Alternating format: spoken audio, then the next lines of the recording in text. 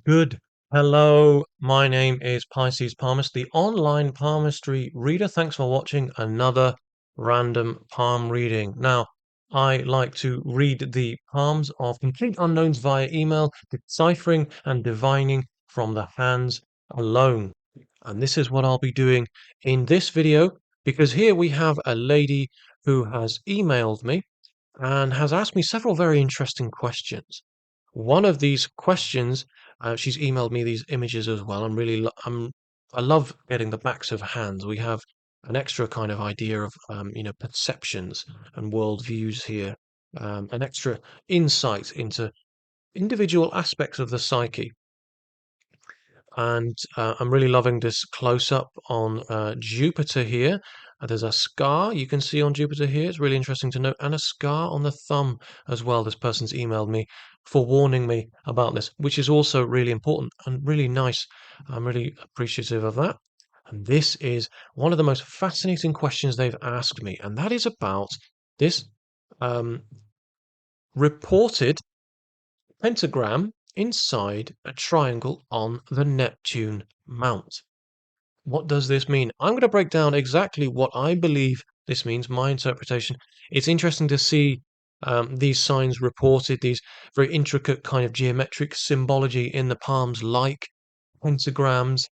I think these have sometimes very sensationalist um, interpretations, and also it's subjective as to whether or not the interpretation of these signs and symbols in the palms, and that's why palmistry really is referred to as both an art and a science, because it is all down to interpretation. So I'm going to break down what I believe that symbol means and just how it's all kind of formed and why it's formed in the way it is. So I'm really intrigued and I'm really excited to break down everything I see there. But first of all, I'm going to explain what I see in the hand shape and the fingers. This is a key aspect of palmistry. It's one of the first stages of palm reading. Everyone should really have in-depth knowledge of the hand shape and fingers before extracting and filtering through the more complex information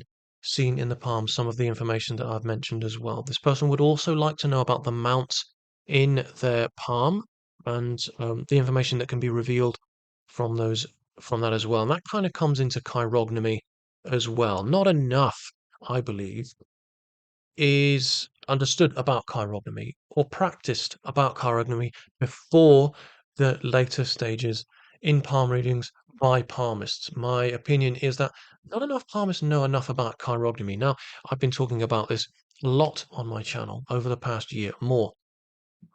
And I'm going to say that this person is a mixture between a dynamic hand and a practical hand. Now, if you don't know what those hand types mean, they are two of 12 hand types from a classification method, hand type classification method that I have detailed on my website, on my blog. So have a look at the 12 hand type classification method on my blog, and you'll see, you'll read a lot more, again, a greater understanding as to what I mean by a dynamic hand and a practical hand. But I will summarize. So what we see here is a very strong thumb. The strongest of the lines are certainly the three major palmar lines. They're quite long. And the strength of the thumb, the length of it, the angle of it is very typical of a dynamic hand. The width of the upper portion of the palm is ever so slightly wider than the base. Only just, and I think it really kind of takes a bit of a trained eye to see that. Overall, it's a square palm and long fingers. We certainly have an air hand, as in they are highly concept driven, ideas driven. They love debate, they love documentary, they are constantly in search of a changing thoughts, in search of information and understanding the world around them. They're quite outspoken, quite outgoing. You get them talking about a topic that they understand and know about. I myself am an air hand and I can talk forever on palmistry. It's just never ending. But on a subject they know nothing about, they'll kind of, they're not interested, or they will chuck themselves into a book. Book lovers often have low set thumbs. That's not a key trait of a dynamic hand. However, it is of the practical hand. Practical hands always have very square palms, as well as squared off, often have a very squared off fingertips as well. Actually, square fingertips are probably the rarest type. Other than the pointed, truly pointed fingertips are very rare to come by. Mostly they're conic, like we see here, ever so slightly with the Jupiter tip here. The Jupiter finger is ever so slightly conic, and that really shows a very sort of instinctive, perceptive nature when it comes to spirituality and religion. But to just kind of clarify in terms of the hand shape, dynamic hands are workaholics. They are very driven by what they should be and are able to achieve. They often throw themselves into work as coping mechanisms, and they often struggle in relationships because they are so dominant in personality and spirit. And this is partly that coping mechanism for the failure, often, commonly, in relationships to sort of throw themselves back into work. Dynamic hands can be absolute whirlwinds. They are just non-stop, highly energetic workaholics and prone to adrenal burnout. Practical hands, however, are much more laid back. They're much more grounded, as the name suggests. Their feet are firmly on the ground and they are very firm but very fair. They love the rule book, and that is seen by the squared off Saturn tip here. Traditional values are probably quite inherently strong in this person, particularly that we see that on the left and not so much on the right, because the left hand shows us what's internal and the right, the external. Practical hands can be quite closed off emotionally, quite conservative and reserved, but underneath this sort of cool, calm exterior, there is quite a lot going on, and they are often very intelligent as well.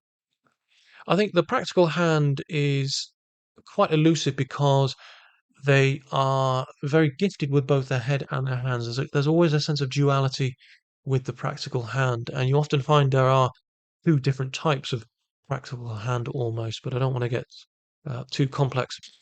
Now, what really strikes me is that, this is probably more of a dynamic hand than a practical, but there is a strong practical element. And notice how Jupiter itself kind of pulls the hand upright. It's stretching the hand, it's guiding the hand. All things Jupiterian about this person are strong. The width of it, um, just look at the strength of it overall. It's more aligned, it's purposeful, it's driven. Judgment, authority, ambition, ego, decision making, all these qualities within this person, all these traits are inherently at their strongest. I have measured the length of Jupiter against the length of Apollo. Now, at first glance, Jupiter looks to be much longer than Apollo, but actually, Apollo is lower set. So it gives this false impression. Jupiter is ever so slightly longer, but only just. This person has an excellent sense of what they are capable of achieving. Apollo represents the abilities, the talents, the creative flow within a person, and their abilities. Jupiter represents their thoughts about the self and what they are capable of achieving, their ambitions and their ego.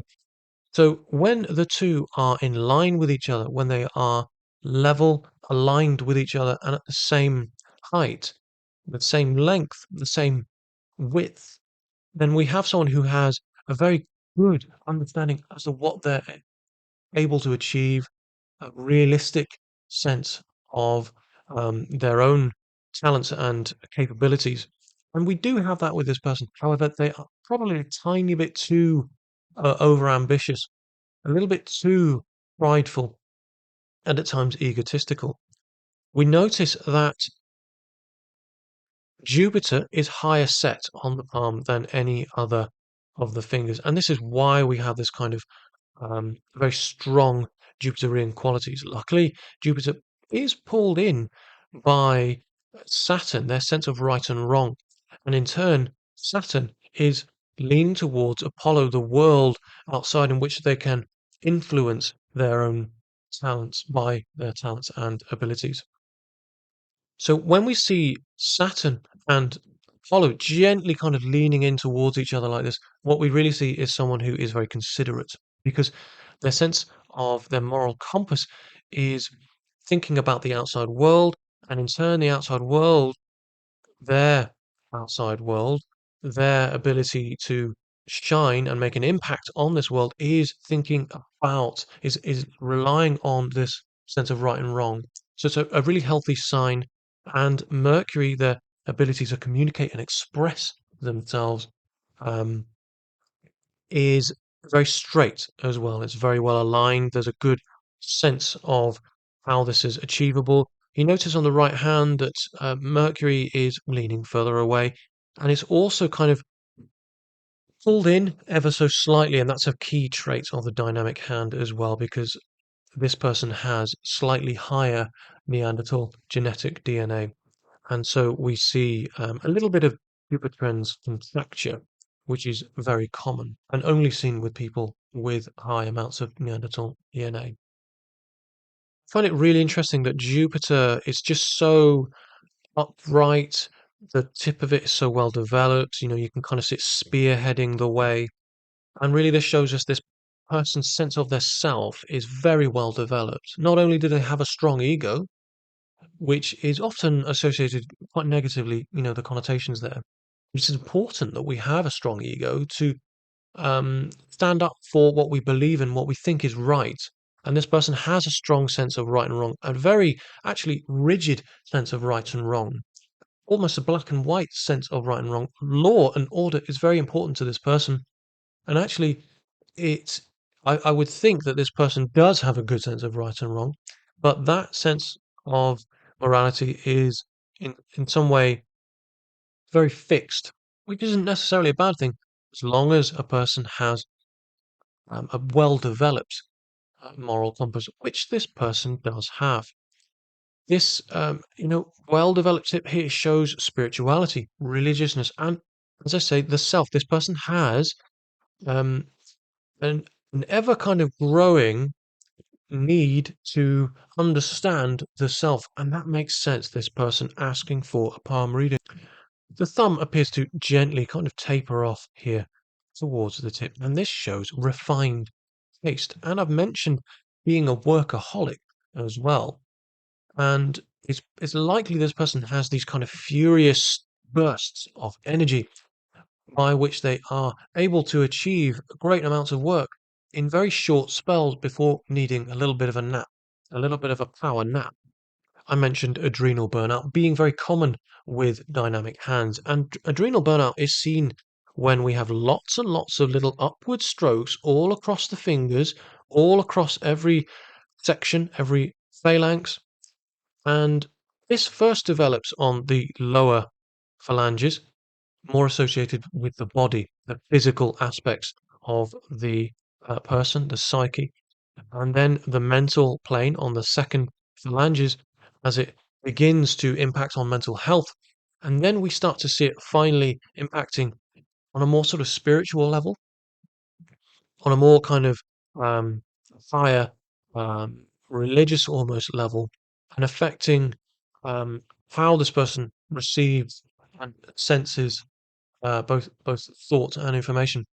And so once these tips of the fingers, and you see it more on the right hand than on the left, and that's because it's affecting this person more physically. And we certainly see several lines, upward lines, on Mercury as well on both hands. This is adrenal burnout. This is um, adrenal malfunction and thyroid malfunction as well, thyroid imbalance as well. This person's endocrine system is probably under threat, likely due to having overworked. They are workaholics. Now, having seen these upward strokes on the tips of both Mercury fingers, um, just up here, not so much on the left, but certainly on the right, the next place I look to is the heart line, or lots of kind of looping, overlapping, long islands. Don't see it so much on the left hand, but I do see it on the right, particularly under Apollo here. You can kind of see it here. Look, this looping, overlapping island here, one after the other. And this is metal imbalances. This is um, too many metals in the blood, essentially mild metallic toxicity. And the reason why I look for it there is because quite often that is the cause of thyroid imbalance. Now, if you go to a doctor, especially in Britain, they will look at your thyroid as either over or underactive, and that is it. But there is much more to it than that. The thyroid is not acting as it should be. And the way to combat this here is by removing aluminium in the kitchen utensils, aluminium foil. If you've got anything like that, remove it. Don't use those things anymore. A water filter is key. Selenium, omega-3, and seaweed kelp can help detoxify the blood and flush out these metallic kind of toxins, all of these metals out of the blood. And this will really help in alleviating this thyroid issue, the sort of butterfly glands that are in the throat. And these secrete these, very necessary hormones. Now, this person has mentioned a question about the mount on their palm, and I've already mentioned that Jupiter is at its highest.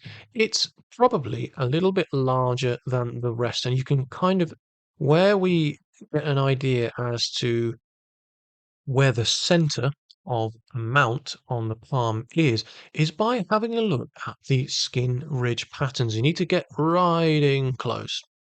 And what you'll see is what's known as an apex, a little triangular formation in the skin ridge patterns themselves. And right here at the center of that apex is the center of the mount itself. And that will give you an idea as to how large that mount is and also where a person's um, perception, their viewpoint lies. You get an extra kind of insight into um, the kind of in this respect, the Jupiterian characteristics of a person. And again, this person, with Jupiter being very centralized, sometimes you find Jupiter apex is right up here or right over here or closer to Saturn. This shows us this person is very well balanced. As I've already mentioned, they are not selfish. They are not too career driven. And they're not too um, interested because you can be self-interested and not selfish at the same time.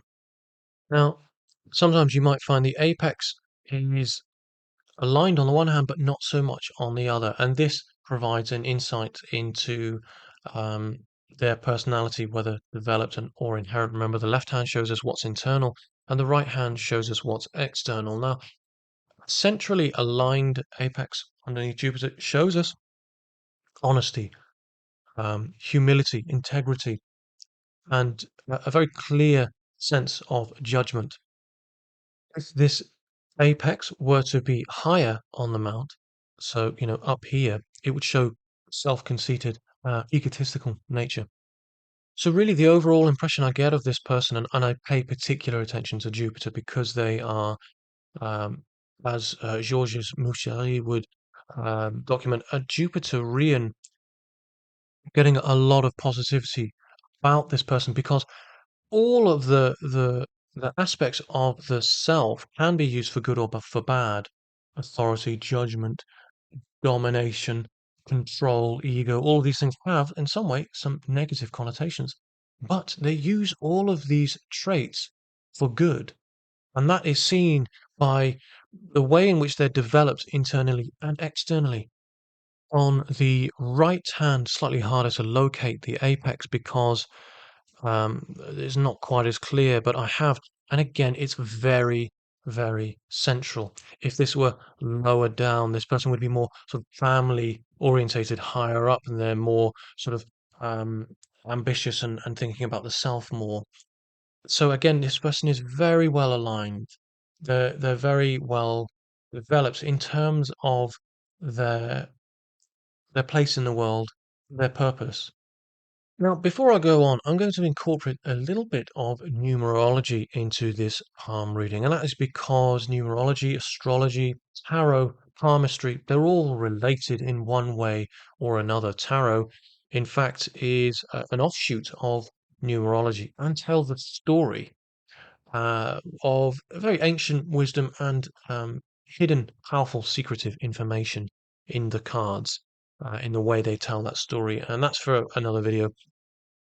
This person's birthday, their birth date, adds up to the number 38 in numerology, which is the equivalent to the number 29 as a compound number.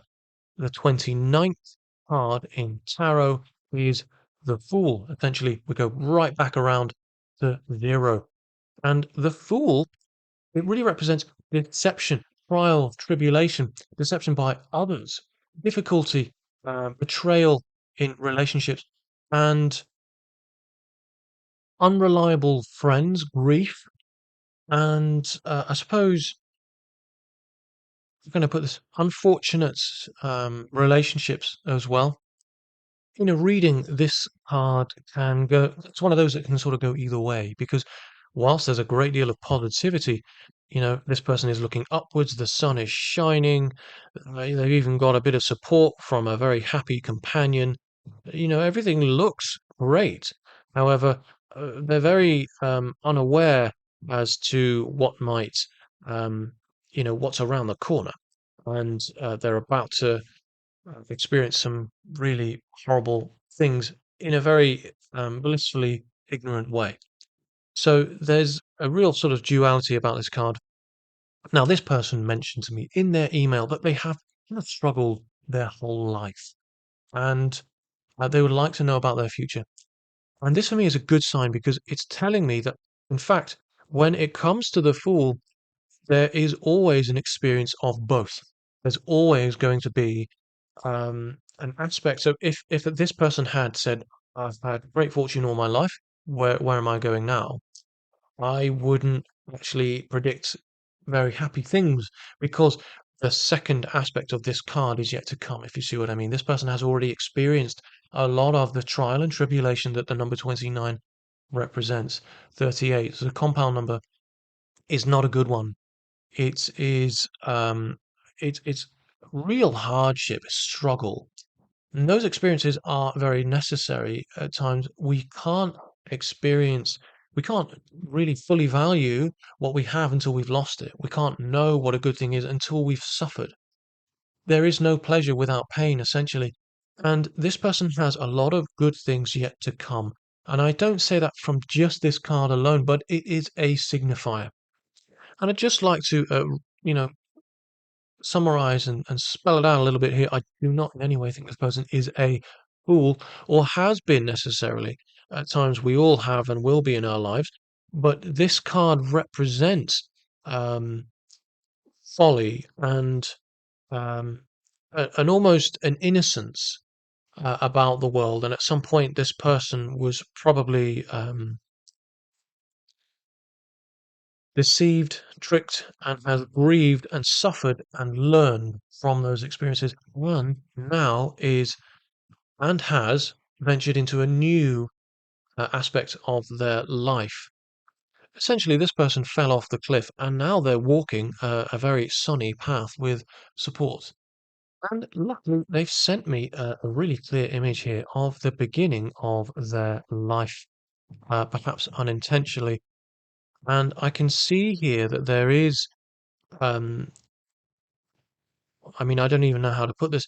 This is a real stressful, traumatic upheaval experienced here, and it's spanning over the course of several years.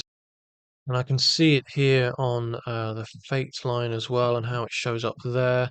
You can see just how the energies are looped. There's an obstacle that's preventing how that path should flow, how that river of the mind should flow. Both the life and mental health were affected deeply at this time, and I would put it down from 16 right up to um, early 20s, maybe 20, 21, something like that. It's extremely unfortunate, and no person should have to go through what this person has gone through. And as I've already mentioned, this person very unfortunately um, has experienced these things early on in life. There's a great sense of, a desire to change the self, to understand, to learn from this experience, to rise out of this situation. Quite literally, an ambition line here is mirrored by assistance here, and what a wonderful thing to see, the actualization, the realization, almost an epiphany, and we see here the materialization of this idea of the self, of what I'm going to do about this situation, and we see it kind of materialize and physically manifest. This person had um, fought through this struggle and made great changes to change, to not just adapt and survive, but to actually forcibly change the situation. Got a lot of respect actually for this person already, and as I say, no one should have to go through what this person has. I love the arc of the lifeline. It's just so, you couldn't draw this. The arc of it is just so beautiful, and it's showing the nature of this person, the physicality of this person as well. They are just so, in their own right, just a beautiful person inside and out. There's a real strength of spirit, warmth, and vitality about this person. On the right hand, it doesn't loop out as much as it does on the left. And this really shows us how this person has, in some way, kind of retracted. As I say, squareness in the palms is conservatism, and the right hand Mercury finger is lower set perhaps than the left. It's hard to see because they're at slightly different angles. It does appear that Mercury is longer on the left. So perhaps what we have here is a lower set Mercury on the right, maybe even shortened. And again, this is because of the emotional struggle and trauma this person went through when they were a lot younger. It has caused them to kind of retract emotionally, and they might find it very difficult to articulate their emotions in relationships. Relationships are very difficult as a key trait for dynamic hands to express their thoughts and feelings in the moment. Um, and communication is often a big struggle in relationships for dynamic hands. So the fact that we have a narrower lifeline on the right hand than the left, I think shows us that this person has developed this more sort of an isolated lifestyle. Um, so it's an odd one because the fingers themselves, particularly on the right hand, are very splayed outwards. They're very sort of, there's an outgoing nature about this person. There's a need to kind of get out there and explore and soak up information and find out more. And that's certainly there. But then home life, I think there's only a few friends around and only a few people that they can trust and rely on. So let's get into the Neptune mount inside the triangle. Um, I should say the pentagram sign inside the triangle on the Neptune mount. There we go. Bit of a mouthful. But I got there in the end. Now, I'm just going to explain what the pentagram means, firstly, and then I'm going to explain what it means on the Neptune mount.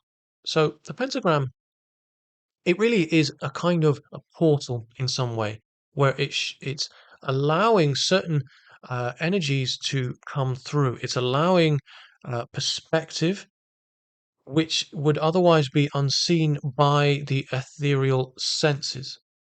So, it's something's coming through and allowing, in a very unique way, certain um, unique energies to kind of fall, be perceived, be allowed in. We're receiving in some way um, very special um, insights. So it could be um, the fact that it's on the Neptune mount.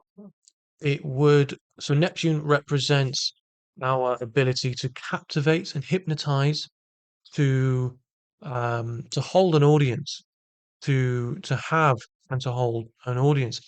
It bridges the gap between our personality and our desire, our charisma, our spirit, our personality, and our self.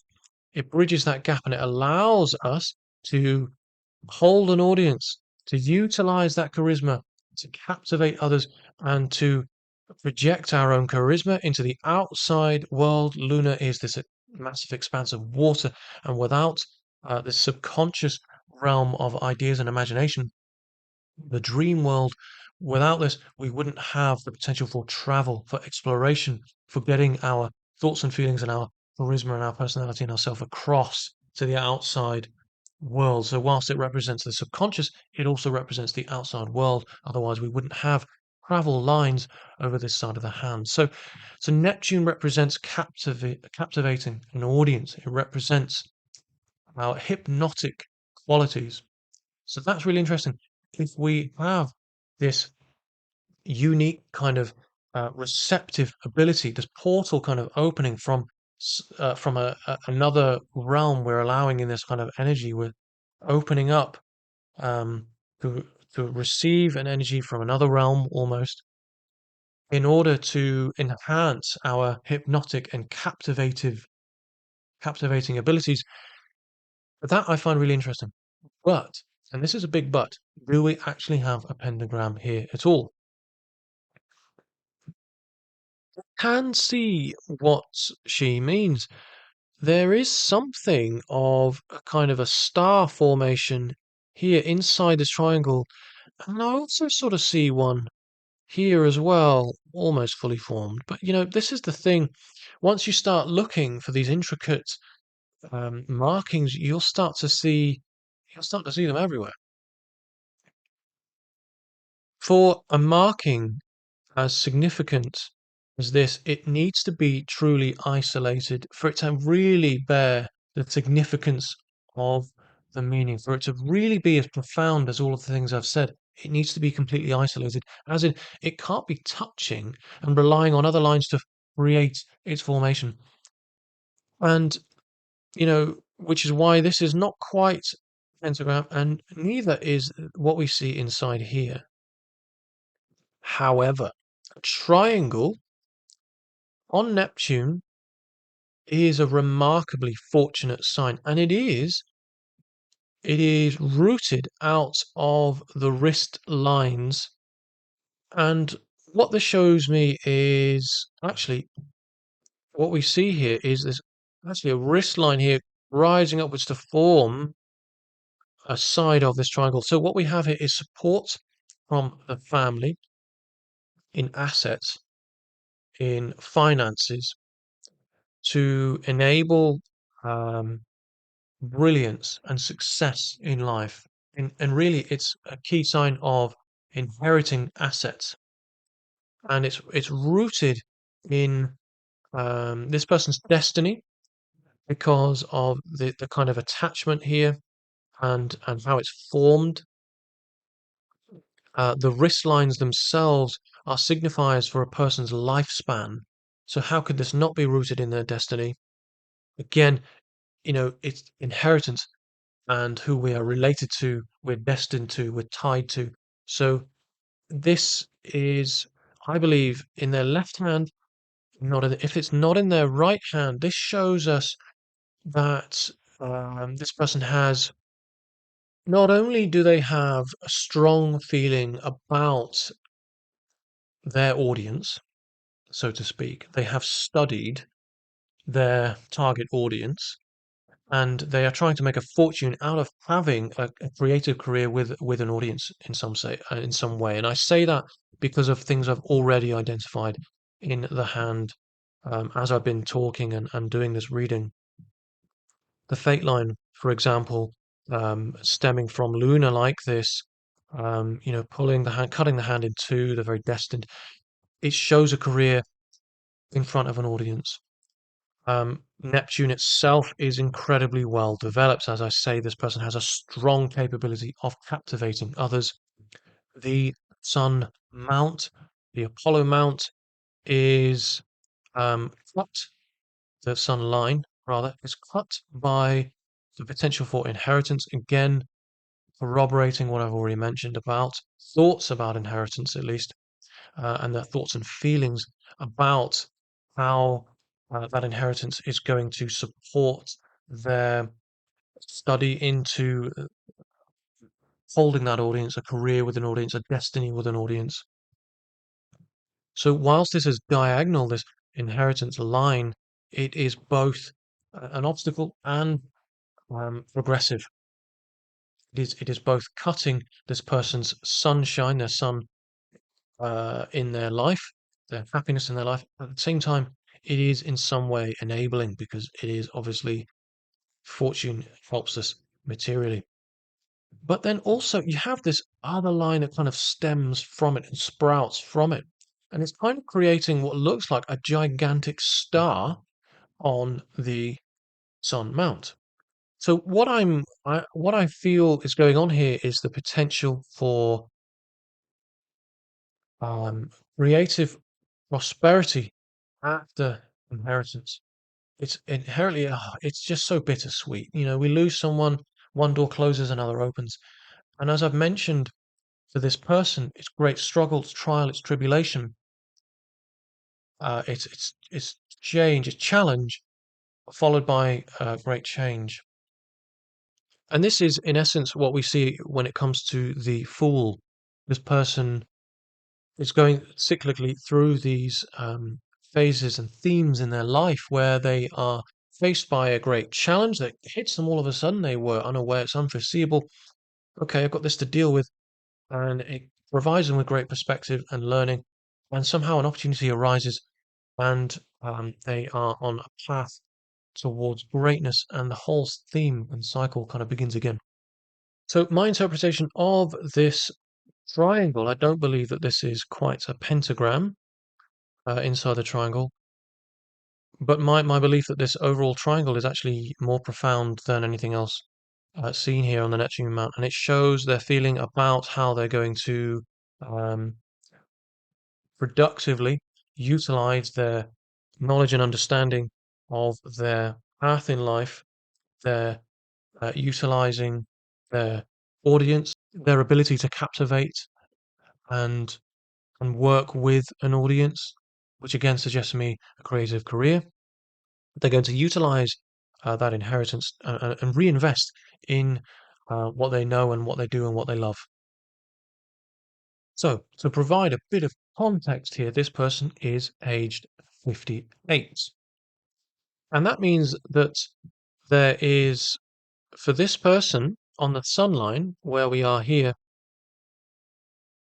this is around about the age of, I would say, maybe 65.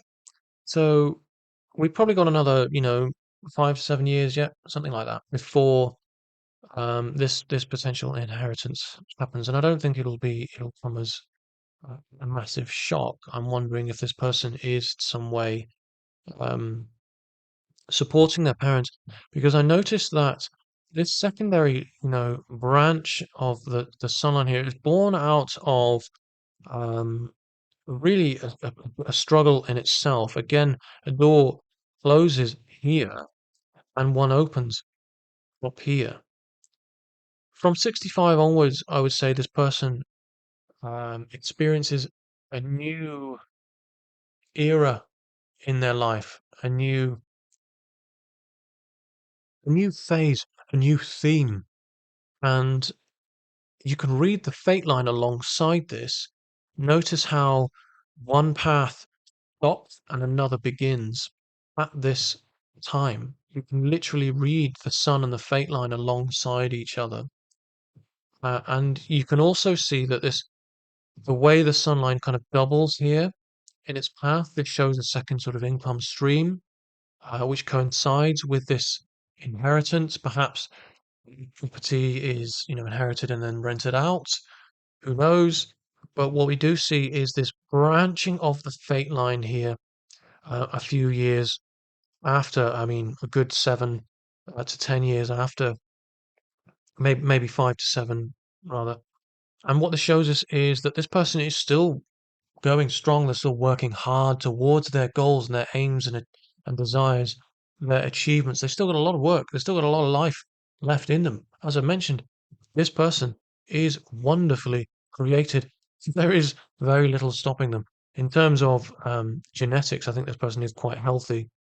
And I think a lot of people hear the words, 65, that kind of age, and they think, okay, I'm ending, I'm going to start retiring soon. Not necessarily. And even if you are, there is still a great room for influence on the working world. I do think this person will be um, a great influence and working until actually quite late in life. And that's because they want to. That's because they have that freedom to as well. I think there's a lot left in this person yet to give. We're to see a lot more about this person. So just to be clear, this formation we see on the Sun Mount here, it's not a star as such, although it does look like one gigantic star. It's the formation of several sun lines, one of them being um, more unfortunate in some sense or another. And and this is the thing about, interpreting crosses and stars and intricate symbols in the palms. It's a really blurry game. It's a very difficult business. I think for this person, maybe about the age of 30, 31, there was a big breakup in life. You can see the fate line in the way, and just before it hits the headline, I shouldn't say hit, that's not the right word to use. Just before it crosses the headline, there is an impactful event which is, related. It's close to home, but it's also coming from the relationship as well. It's coming from Mercury.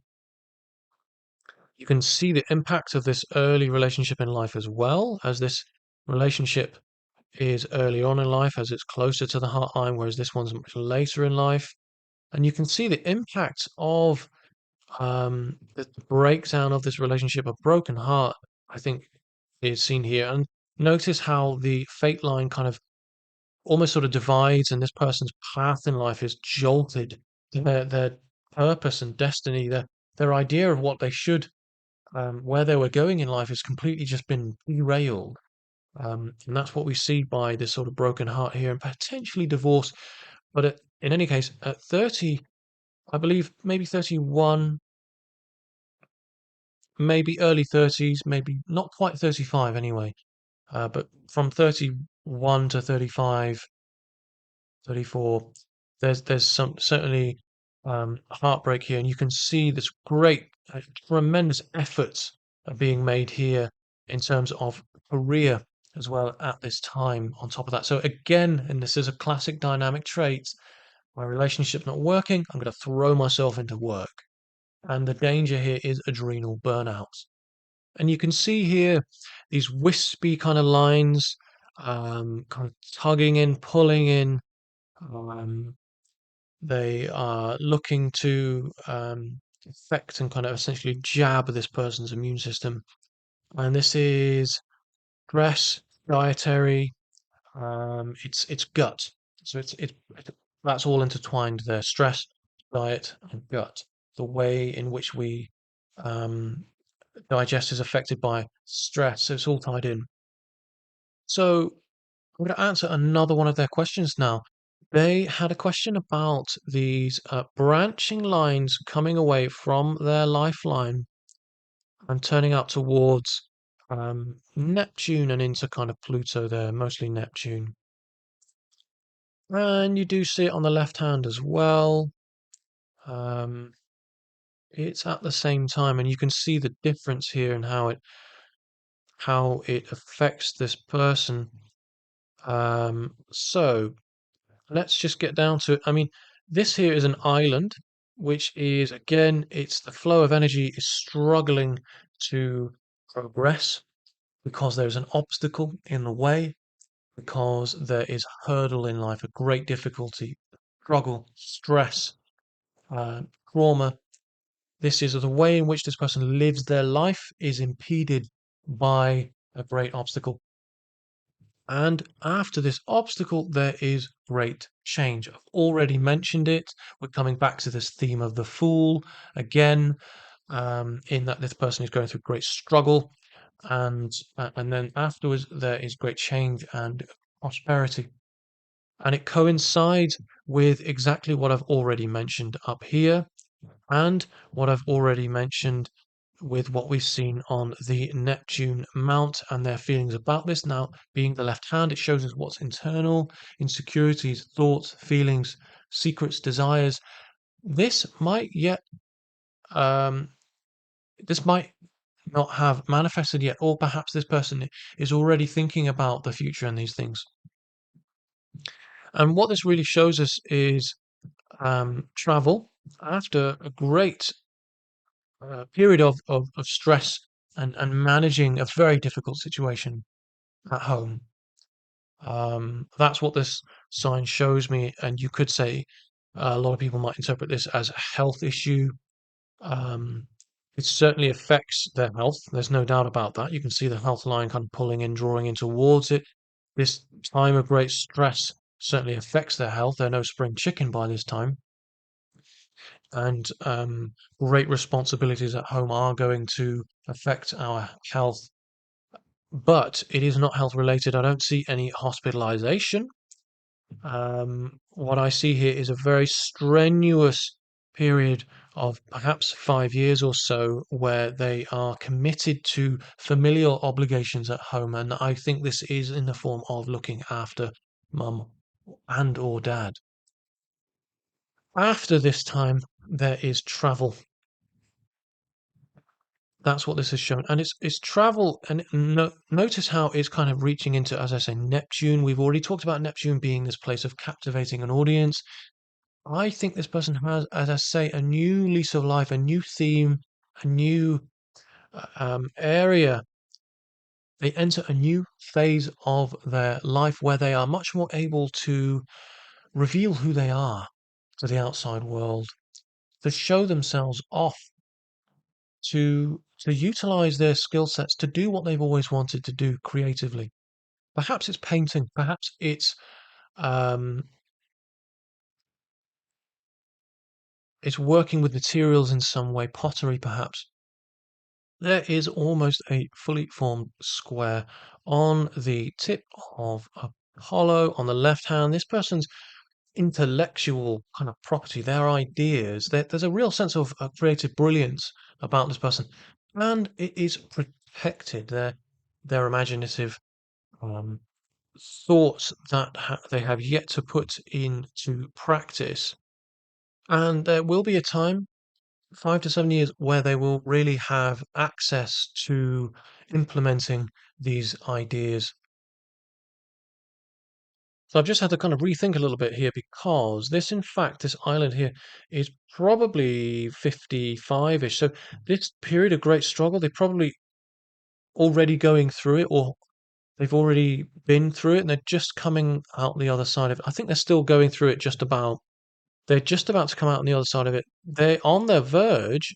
They wanted to know what's in store for them in terms of future, of course, and they want to know what's around the corner for them. Well, this travel is around the corner for them. They are on the verge of traveling long distance, moving, settling abroad. That's my prediction for this person. Often, lines that kind of break away from the lifeline kind of create a sort of tasseling effect. You can see these little lines here that reach down and branch away at the end of the lifeline, and that shows how the life energies are dissipating, how a person is coming towards the end of their life and they are no longer strong. Their immune system isn't as strong anymore. They wouldn't be able to, they're in decline, essentially. That's what that is showing. However, this line breaking away as the lifeline, a very strong and deep lifeline, rolls around underneath the thumb. It shows this inherent kind of life force is still strong within this person throughout these latter years, their winter years, as they live abroad and move away into another country. Now, I do think that they will probably revisit their homeland. Um, I don't think it's a forever move. I think this person will has a great potential for longevity, shall we say. They've got a superb amount of constitution and vitality about them, but there is as I say, a tendency to burn out. I do think that they have burnt out. And I have mentioned throwing themselves into work, but actually, I'm coming back on myself a little bit here, and I think it's because of these familial commitments, these commitments at home, that's caused them to burn out. How can you work at the same time as look after someone at home? It's really, really difficult. I know from personal experience. At some point, something has got to and will give. So my prediction for this person is just around the corner. They're on the cusp of a big move, a big move abroad. And look at the strength of the lifeline at this time. It's deeper. It has a deeper meaning to life at this time. The riverbed itself is carved in such a way that the energy is allowed to flow freely, happily, productively. Whereas before, notice the lifeline, it's struggling, it's doing all it can to make ends meet, to persevere, to press onwards. It's not as happy, it's not as purposeful, it's not as able. So what we actually see is a new lease of life, a new phase of life. Um, when they say life begins at 40, for this person, life begins, I'm going to say at 60. So that's a really nice thing to see. But at 65, there may well be some kind of loss here. Loss followed by a boost in finances, which it's, as I say, it's bittersweet. And the latter years of their career are hugely prosperous. They feel much more fulfilled. And I think there's a feeling here of, there's a great struggle overall. The fate line is it's really doing all it can to form a coherent kind of vow structure to this living kind of organism that is the fate line in the hand, and it's failing to doing all its can. There's effort going in, but there isn't much coming back. This person isn't earning a great deal for the efforts that they put in.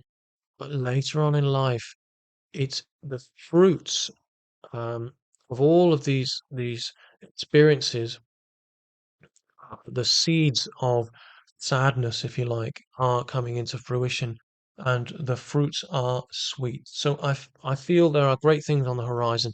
As I'd say, this person, trials, tribulations, deceptions, grief.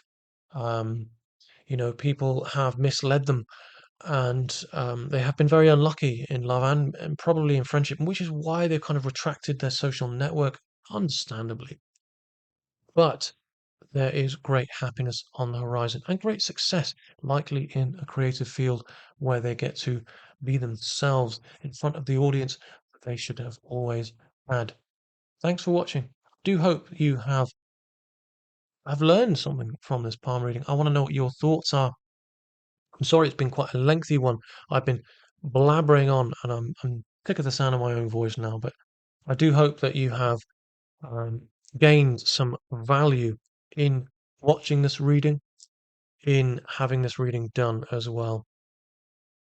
If you would like to learn with me on a fortnightly basis, please do sign up for membership, and you will grow with a like-minded community of emerging readers as well. Thank you very much for watching. Please subscribe, and I'll see you on the next one.